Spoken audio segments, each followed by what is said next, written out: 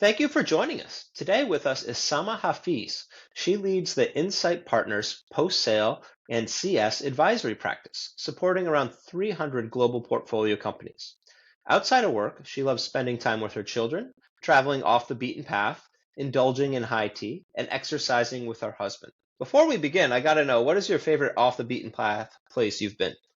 Oh my gosh, so many. Well, if you had a chance to check out my LinkedIn profile, then you've probably seen that I've lived in a few different places around the world.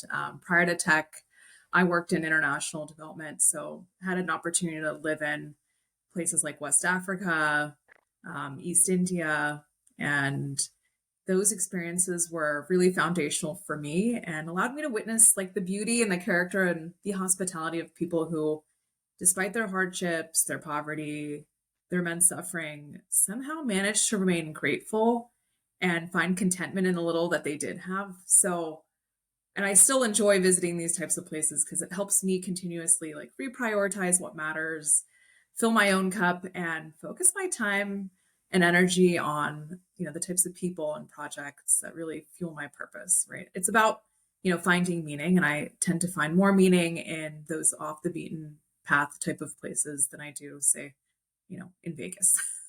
Well, that's all. You like making that connection, right? And seeing Yeah. new experiences and cultures. I enjoy that a lot too. Well, let's get down into it. Why don't you tell us who you are, what you do, and your path to becoming a member of the CS Center of Excellence team at Insight? Yeah, absolutely. So I lead our customer success post sales advisory practice, as you mentioned at the beginning in the intro. And I essentially help founders, CEOs, revenue leaders take the guesswork out of growth. And if you haven't heard of Insight Partners, we're a venture capital private equity firm that's been helping software companies scale up for nearly 30 years. So we have really deep pattern recognition, and we bring that to bear in the work that we do and the advice and guidance that we give. And we've invested in over 700 companies till date. And over the years, we've helped over 50 of those companies achieve an IPO. And you've probably heard of a lot of our companies, household names such as Udemy, Qualtrics, Monday.com, Gainsight, Six Sense, Optimizely, or WalkMe. And then there are many others. We primarily invest in B2B, but we're pretty agnostic when it comes to vertical. And That's you awesome. I've definitely asked, heard of some of those companies. yeah, Yeah. in terms of how I got here, honestly, by chance, by fortune, I didn't even know that this type of role existed. So when Pablo Dominguez, our operating partner, reached out and I read the job description, I was actually floored. Like, wow, this sounds incredible. I think in terms of just like fit for the role, I've worked in various SaaS scale ups and startups from health tech to martech to learning tech at varying stages of growth. So being able to bring that depth and breadth of experience allows me to really meet companies where they're at and understand the nuances of what it takes to build a winning business because there's no single playbook. That's awesome. I bet they're really happy to have you. So you've dealt with a lot of companies and a lot of people that are leading their own personal CS teams. What advice would you have for somebody who's just starting their first 100 days as the head of CX or CS? Yeah. We actually kind of programmatically have like a post hire program where we guide new leaders through their first quarter or two, right? We want to ensure that they're successful in seats. So the advice that I would give them and anyone else listening is, first and foremost, make sure that you truly understand the business and familiarize yourself with the board, their communication preferences, and their priorities. And your CEO should be able to help you. And operate like a consultant. Be curious. Run your own discovery process and assessment to validate what you've heard through the interviews or what you're hearing, in the first few weeks, so that you can either, challenge or, kind of continue on the path of validating. And you can prepare like a formal readout with clear findings and recommendations for your executive team. And your direct reports and your peers. And I think doing that allows you to build trust, build credibility, come in with like a very impartial, objective read on the business and get the buy in that you need to be successful.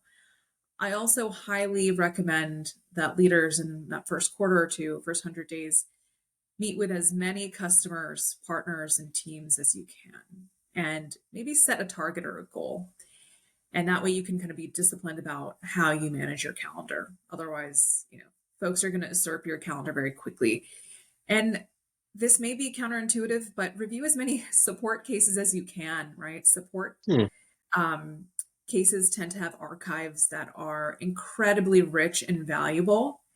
And so I would highly recommend spending a little bit of time there. I personally, every time I started a new CS role, would you know review at least 50 to 100 cases in the first few weeks, right? And if you want to challenge yourself, try to solve for them. And that way you get a sense for how the current process works, who you might need to ask and leverage, and the tools and systems that support the team today and whether they're meeting their goals. I don't think you can be a true customer leader if you don't become a user of your product from day one.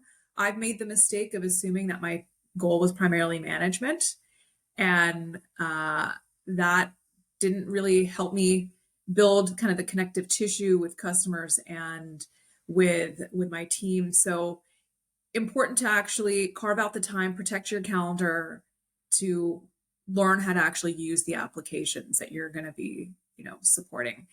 And then finally, first team connections are really, really important. So, you want to have your marketing, product, engineering, and sales peers on your side, right? There is no customer success without the entire company kind of behind that mission. It's not a single department, even though you might have an executive with customer success in their title. It doesn't mean that all of that falls on their shoulders. So, understand what your peers are worried about, concerned about, what's keeping them up at night, and figure out how you can help them get more sleep. That's great advice. So after those first 100 days are completed, what do you recommend as key components of a winning CS strategy? Yeah. Well, look, the board cares about leading valuation indicators, so definitely focus on those. NRR and GRR are obviously lagging indicators. So the leading indicators and process metrics that help you kind of take a clear pulse and ensure that you're on track are key. And you don't need to go crazy identifying and tracking a million metrics. Like keep it simple, maybe three. And uh, recognition that you win when your customers win. So ensuring that if that mindset doesn't exist in your organization today, help infuse that. You may be the first customer success leader at your company, and therefore a critical part of your job is actually educating your CEO, educating that first team on what like the true value of customer success is, and that it's very much not a me but a we strategy, and requires kind of a shared um, approach and methodology. And you want to make sure it's reflective of outside in versus inside out intelligence and feedback. So time and time again, I see like customer journey maps that are reflective of internal process or desired process. And that's self-serving and quite opportunistic at the end of the day when we think about it. You really need to walk a mile in your customer's shoes, understand like what good process looks like from their lens, or from their balcony, and then incorporate that into how you're actually serving and scaling your programs. And then I'd say the last component of a winning CS strategy is actually the execution portion, Hmm. right? Execution at the end, and at the end of the day, it really trumps strategy. So just keep in mind and remember that you are what you actually do, not what you say you will do. You're not going to be able to keep the board's interest and maintain their trust if you don't start to show results after the first couple quarters. So something to keep in mind. I want to take a couple questions to that angle from like your board perspective, from you're managing these portfolio companies. Does Insight evaluate a company's customer relationships and commitment to CS prior to investing? Oh, absolutely. A company that isn't driving early and recurring value for its customers can't realistically drive recurring revenue long term. Hmm. right? Rarely happens. So customer success is absolutely critical to driving predictable growth and influencing the company's overall product and go-to-market strategy. You'd actually be surprised at the level of detail that we delve into. We make quite a few customer calls and do try to understand whether a given company and their solutions suite are actually driving meaningful outcomes. So we go way beyond the surface. Let's talk a little bit more about that. Like, let's say I have a company that wanted to raise some money. What would I need to think about when potential investors are looking for, regarding our CS? Great question. I get that one a lot. Well, we invest in high retention businesses, right? We want to invest in the winners. And identifying those definitely requires that we go through quite a bit of due diligence. But yeah, we invest in high retention companies that can easily implement their customers, right? We want to make sure that the products are actually easy to use and get them to value. Companies aren't buying software at the end of the day, they're buying outcomes. So value realization is really critical. And we look for repeatability, right, in customer success and in being able to deliver and drive those outcomes. So, um, another aspect that is really critical now, maybe wasn't a few years ago, at the height of the pandemic, is right-sized support. Can you scale the economics of service delivery as the business grows? So, if you're looking to raise, make sure that you're nailing the fundamentals and not over servicing your customers, because that's a pretty expensive business model, but that you're looking for ways to deliver and right size those engagements, and do not overlook gross revenue retention or logo retention. I think NRR became it was like the iceberg illusion, right? Sort of tip of the iceberg is NRR, but we saw a lot of companies GRR and logo retention slowly eroding. So don't be that company. That's a really great answer. Thinking of the portfolio companies with the best CS programs, what impact do they have on the business? And can you share some examples? Oh, goodness. So many portfolio companies, so many examples. Well, as you heard at the beginning, we've got companies from so many different walks of life and stages of growth. So the business impact that we see customer success teams driving really varies across the board. But maybe I'll share an example, across kind of each stage. Early stage, I'm thinking about a company that introduced a customer success program that shaved down implementation cycles for SMB and mid-market customers from what was like 150 to 180 days down to 2 weeks. Wow.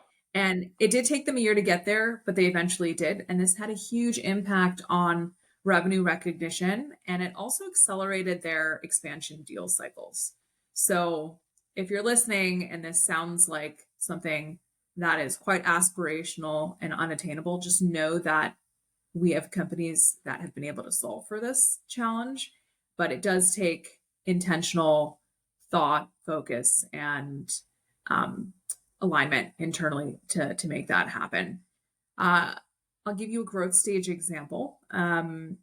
We have a company in the DevOps space that now generates over 50% of its expansion leads and roughly 25% of its referrals through the customer success team. Wow. That customer success team could probably generate more referrals, but they are pretty busy. And that reduces CAC significantly What does for CAC mean? companies. CAC is the cost to acquire a customer, right? So there's the initial cost, and then there's the ongoing cost as you drive further expansion and upsell. But if more of your growth can come from the existing customer base, that means that you don't have to fetch as many new logos. Not saying that you shouldn't, especially if you haven't saturated your TAM, but it's often a lot easier and less expensive and more efficient from a sales and marketing standpoint to actually Absolutely. Yeah. source new revenue through your customers. So that creates a really nice flywheel effect and really drives NRR. And that can be a fantastic use of your customer success resources, is to be able to get your customers to value, to be able to drive organic expansion. And I'll give you a late stage example. So we have one company in our portfolio that has been testing a new set of advisory services for their enterprise customers, and they're selling change. So these are quite transformational sort of deals where there's, a lot of like replacement of systems, of workflows, of processes. So you're not just implementing a new software, but you're really helping companies re-envision how they work. And so change management is a big aspect of the overall implementation and onboarding for those enterprise customers. So this company kind of honed a set of advisory services and then went and piloted it on a subset of customers. And then they tracked the data over a couple of years. And what they were able to report were considerably higher retention rates for those customers. We'll call them treatment customers versus the control Yep. groups. So now they're in the process of actually scaling their advisory services and also figuring out how to productize those so they can extend the benefit to more companies. And because of the retention results for that treatment cohort, they have conviction and confidence that this is the right investment for the business going forward. So another amazing example of customer success coming in and being able to drive sizable impact. Thank you. Those are some really great examples. Something you said earlier really piqued my interest. You were talking about like the different, I guess, KPIs that you need to measure, and you only really need to measure about like three of them. Can we talk more about how you establish the success of a CS or VOC program? Yeah, well, I think you need to solve for, the immediate needs of the business first. So if you're hemorrhaging in any areas, right? So let's say that implementations are stalling or really struggling with adoption, you need to focus there, right? So there may be a period of kind of reactive metric improvement that you need to drive. And then over time, I think as the business's growth trajectory changes, if you're going through M&A, right, there's so many different dynamics that come into play that might weigh into the three metrics that you focus on and improve. But I think for most companies, it's going to be, did you drive a successful onboarding and implementation and get them to value? Did you drive adoption? And did you drive outcomes, right? If you aren't able to deliver on the initial promise during the sales cycle, then, you shouldn't be too surprised when a happy or a high CSAT customer still churns at the end of the day because you didn't really drive results for their business. So it's not personal, but they can't justify the expense, especially in this market, right? Where we're seeing a lot of consolidation in tech and, executives having to bring a very clear business case to their CFO to be able to justify, incremental spend. So something to keep in mind. Let's dive into that a little bit. Last year we saw some companies cut back on their CS budgets, some reduced them, and some eliminated them altogether. What are your thoughts about this? Yeah, we definitely saw some of that, but the good news is in our portfolio, at least, over 70% of our companies either kept their budgets exactly the same or they actually doubled down on customer success Oh, and good. increased their investments. But I recognize that companies may have had to make some difficult decisions. Really, the companies struggling with customer success are really struggling with nailing the fundamentals, right? And often, and it's not necessarily the fault of the CS leader, but it may be the mindset, of the founder or the CEO or the C-suite, is that CS is often reduced to this like really small customer success lane, right? Where it's perceived that, hey, like a single group of people or a single leader is responsible for driving the success of customers. And that cannot be true, especially when the foundations for success and the expectations are set during the pre-sales cycle, right? So we really need to make sure that when we're thinking about setting customers up for success, that we're thinking about whether we're selling them, are we selling the right things to the right people or to the right companies? Are we actually solving palpable business needs? Are we helping them get their jobs done? better, faster, easier, usually someone's job is on the line. So that implementation, if it goes south, well, guess what? That person's job is going south. So it's critical for companies to remember that CS is not a person, it's a department, right? It's a win-win strategy that aligns how you do business with how your customers, deliver results to their customers. So it's really kind of this cascading domino effect, and that will completely change the DNA and the types of decisions that are made in a company if they get it. So I think what companies are really struggling with is they haven't adopted the right mindset. Hmm.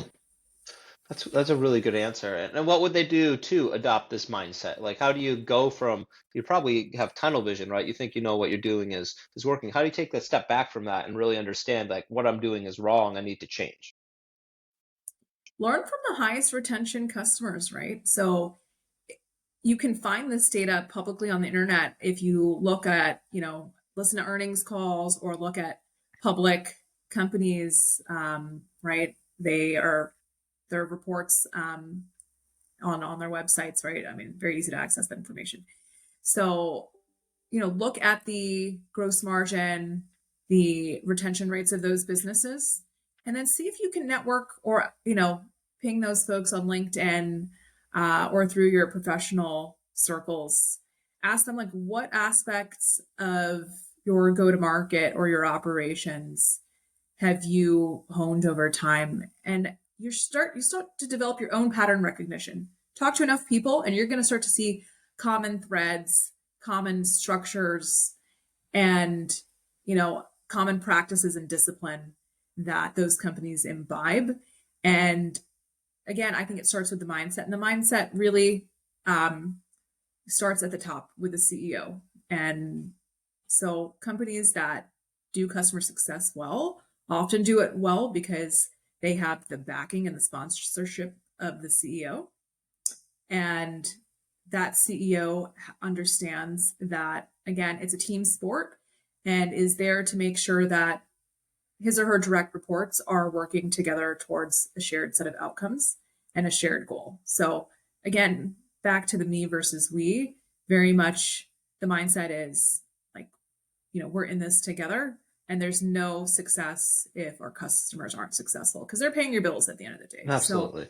but it's one thing to understand it, another thing to live it and breathe it. So somehow it needs to be internalized and then reflected in your actual values. And again, more of that outside in thinking versus inside out.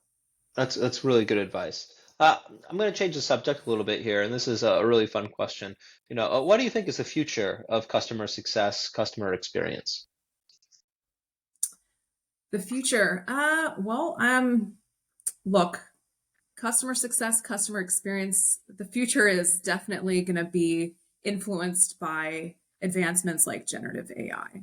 I think that we're going to be focusing again more on the human aspects and the personable aspects of working with our customers, and hopefully less time spent on the administrative aspects that bog us down or, firefighting. So I think the companies that will be rewarded for delivering or seen as delivering the best customer experiences are going to take a lot of the friction out of those customer interactions. And they're going to do that in a whole host of ways. And they're going to do that more efficiently. But that doesn't mean that we're out of jobs. I just think that the nature of our jobs change and that we're going to be more in the business of change management, really helping companies in a very consultative way understand how they can reimagine, re-envision how they work and how they can do their jobs better, faster, cheaper. So I think it's a constant evolution, but ultimately we're driving towards the same first order principles. And I think the products are going to be more turnkey, or at least I hope. I hope that over time we see that implementation cycles are drastically reduced, that it doesn't take 3 to 6 months to go live, that it takes a day or a couple of Hmm. weeks. I think we can get there. And I think that's going to have a huge impact on growth. And I think we're also going to see a lot of interesting M&A and consolidation as well. Because as companies not only consolidate and want to go from having, I don't know, 100 different point solutions down to a few core ones. I think we're going to see a lot of really neat and interesting consolidation. And hopefully that means that, we're helping knowledge workers in particular do some of their best work. So I'm pretty excited about the changes that we're seeing. And most of those are being driven by tech. But I think also this pendulum that's swung towards more efficient growth, I think has given us the haircut that we all needed. And right, no one was getting haircuts during COVID. So hopefully that analogy resonates for a lot of you listening. Yeah. But I think that constraints drive creativity. And again, back to, kind of my off the beaten path, um, preferences, right? You see the resilience of some of these communities and you see how they're able to still live and thrive in certain aspects of their lives in spite of the immense hardships. And I think we're all going to be better off because we're going to be focused on what matters. And a lot of the distractions, if you will, that, are no longer kind of relevant in today's business environment, I think are going to drive far better innovation. So generally speaking, I think we're moving in the right direction, but there will be more minimalism, I think, in how we do things. That makes a lot of sense. This is the last question I have for you, and then we'll get you out of here. How can we learn more about you and follow your career?